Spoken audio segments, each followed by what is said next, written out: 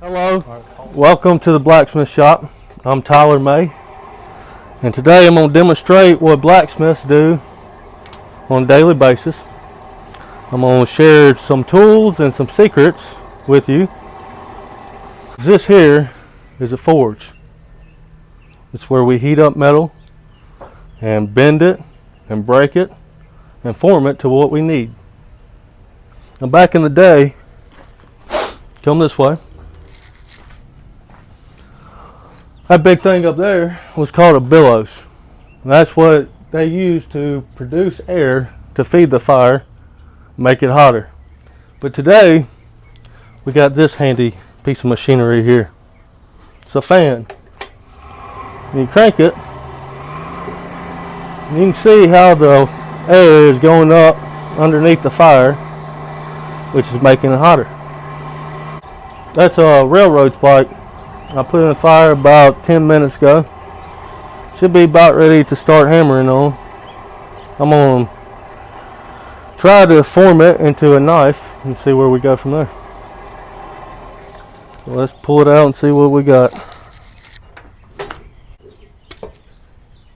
Oh yeah, it's nice and red.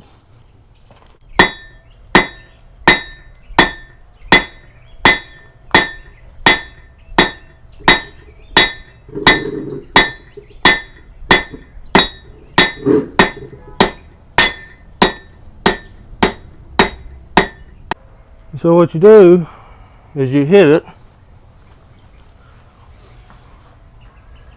and every time you hit it, you can see there's little slivers of metal that come flying off of it.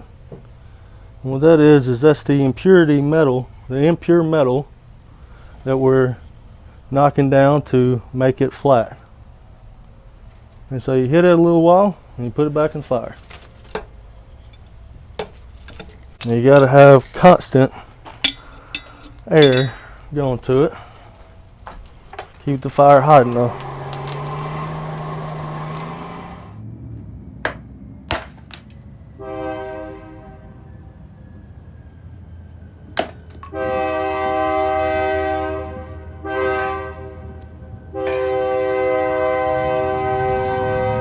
The village blacksmith shop was the heart of every rural community. The Jockey Yard in downtown New Albany, near the corner of Carter Avenue and Main Street, was home to this blacksmith shop shown. Every community in Union County had one or more such shops. A blacksmith makes many kinds of tools and other objects out of metal. He heats the metal in the forge to soften it, and then hammers it on the anvil to shape it. The coal in the shop is used in the forge to create heat. The blacksmith shop mended wagons and plows, made nails, created tools as needed, and were the engineers of the community. Some tools were of one of a kind and had no name. This here is a shovel, clearly. And blacksmiths made it. Starting out back in the day, now they didn't look exactly like this. It was a little bit different, but it's the closest thing we have to show you. This is a plow. You would use it to plow out fields, to plant your gardens and whatnot. And most of the machinery, farming equipment back in the day, blacksmiths would work on. And they would sharpen it, they would make them, they would fix them. They'd pretty much do anything that needed to be done to farming equipment. Now this here is a old nail that was made right here in this blacksmith shop.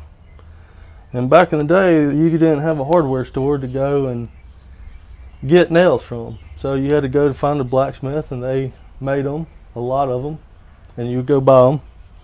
They also made this here, the hammerhead, and which you would use the nail to build houses and buildings and whatever else you need to build. This next thing here, this is like a little dagger that was made here as well. But blacksmiths made these a lot for war and just cause. And then even today, this is what most blacksmiths do for the fun. since most blacksmiths can't really afford to do this daily.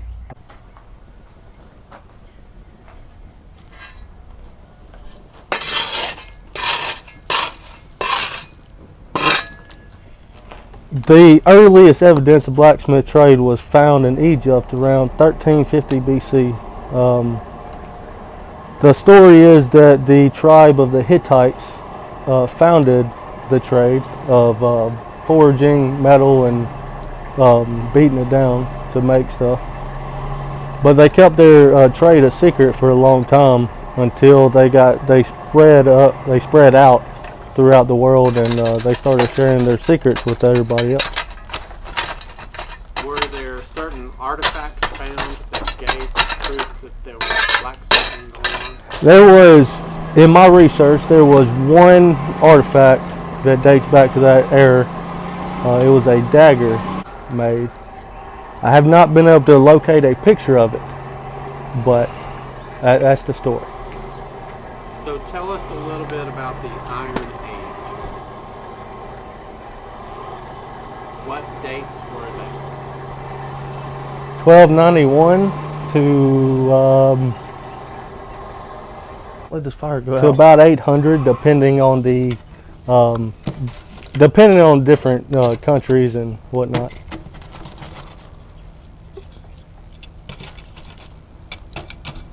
What is the purpose and the job of a blacksmith?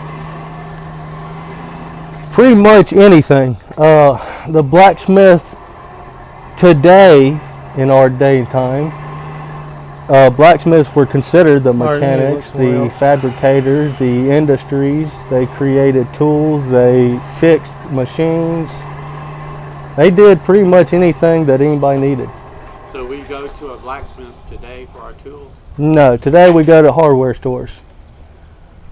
What were some of the tools that a blacksmith built?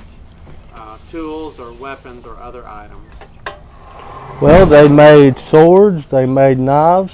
Blacksmith dates back, you can look at the evidence and see that, like the ninjas, they created their swords through blacksmithing. Vikings made their axes through blacksmithing. They made hammers and nails and axes, and pretty much any tools that we use today got started by blacksmiths. Since blacksmithing is no longer a trade of today, what was the downfall of the blacksmith trade? Well, during the Industrial Revolution, the factories and industry started opening up, and they could produce more product quickly and cheaper than a blacksmith could.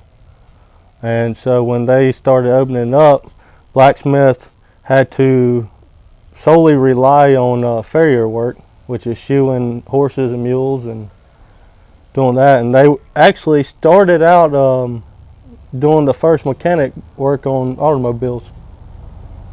So a blacksmith today, if he is practicing the trade, what would he be making today? Today, most people just do blacksmithing for a hobby.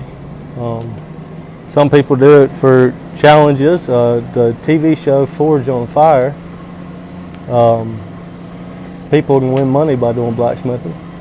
But most time they do today, they just they make knives and swords and, you know, stuff to represent history. So in conclusion about the blacksmithing trade, why do you feel that it was an important part of our history? Well, blacksmiths were the ones that would adapt and overcome obstacles. If they didn't have something, they couldn't go out and buy it, so they had to make it. And so, but that's the blacksmith shop for y'all. I want to thank y'all for coming and seeing it for us. So we'll catch you next time. And don't forget, boys and girls, if you are going to do this kind of work, you need to be under adult supervision. Never try it by yourself. It's very dangerous. Thank you.